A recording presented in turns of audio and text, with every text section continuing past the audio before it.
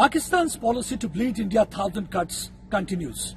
At a time when world is fighting COVID-19 with all resources available to them, Pakistan is focusing on pushing in terrorists into Union territory of Jammu and Kashmir to foment trouble. This is one of the reasons that trigger-happy Pakistani soldiers often violate ceasefire along line of control. During VRs today, again they opened mouths of their guns targeting several villages in Mendhar Sector. 25-year-old man was injured when one of the shell pierced through roof of his house, exploded, flooding splinter, hit his leg, and he was to be evacuated to hospital. Shelling initially started in Golat village, and within no time, more than 12 villages were fired upon by Pakistani soldiers.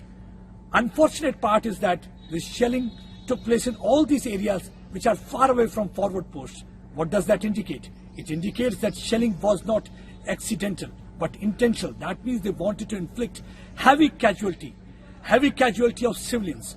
Idea is to divert attention of troops and civil administration so that they can push in terrorists into this side of the border. As per intelligence input, more than 450 terrorists belonging to different outfits like Hizbul Mujahideen, Jaish-e-Mohammad and Lashkar-e-Toiba, after completing arms training in terror factories in Pakistan, are waiting at different launchpads looking for a green signal to cross over to this side. Every time, under the garb of shelling, Pakistan is trying to push in these terrorists. This is one of the reasons that often they try to escalate situation along line of control. And every time, to silence Pakistani guns, Indian troops use equal caliber weaponry. Commanders on the ground is given clear-cut message that in case of shelling from across the border, destroy, decimate that notorious post. And that is what exactly they had been doing. Several of the Pakistan's notorious posts during the last few months have been destroyed. This year alone, since January 1, we have seen 1,600 ceasefire violations, and during the last 1 week, there had been 12 ceasefire violations from across the border.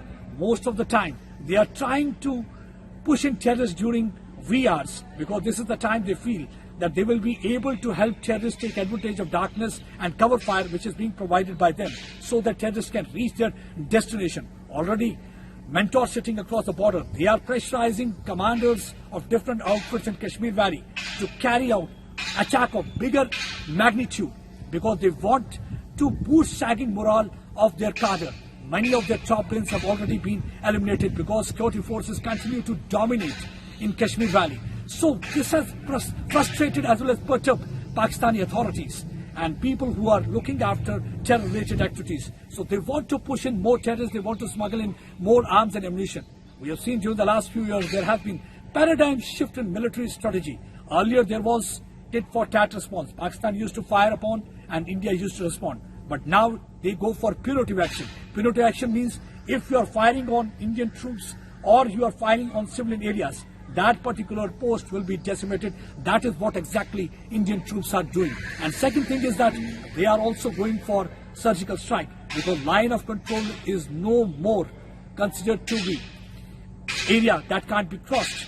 Because if you do not believe in sanctity of that line, Indian troops is also not going to follow that. We have seen that when they carried out Uri attack, after that there was a surgical strike in 2016. And then again in 2019, when they carried out Pulwama bombing, after that there was a airstrike when Indian troops for the first time, Indian Air Force, moved several kilometers inside Pakistani territory and they were able to decimate Jaish-e-Mohammad headquarters. Pakistan very well understand that this government means business.